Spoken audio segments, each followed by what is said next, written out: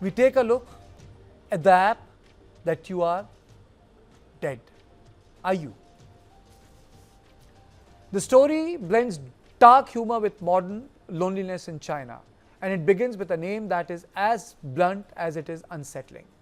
A new mobile app, now widely popular among young Chinese adults, asks a simple but shocking question: are you dead?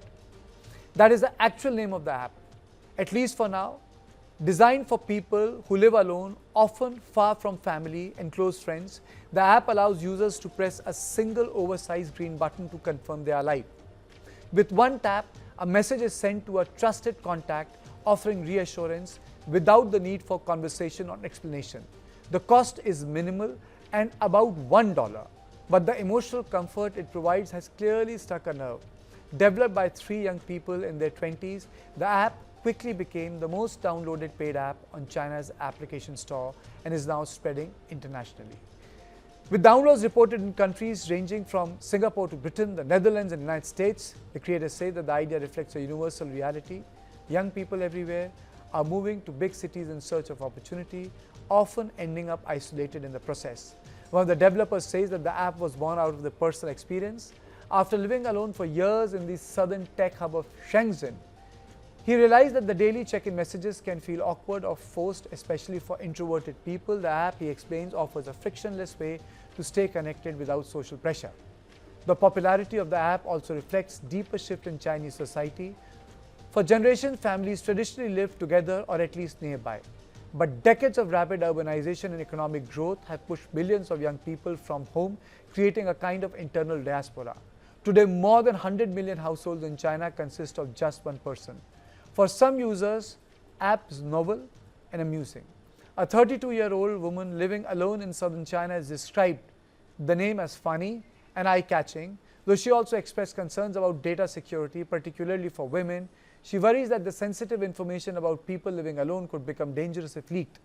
Others see app in more sobering terms.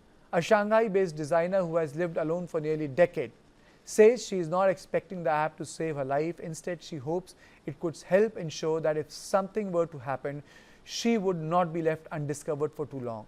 She says she wants dignity even in death and doesn't want to become burden for those who would have to deal with the aftermath.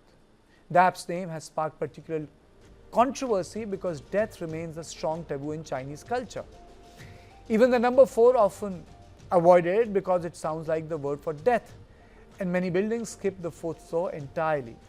The developers acknowledge the discomfort but argue that the confronting mortality encourages people to reflect on how they want to live and what gives life meaning. Still, public pressure has pushed the team to reconsider.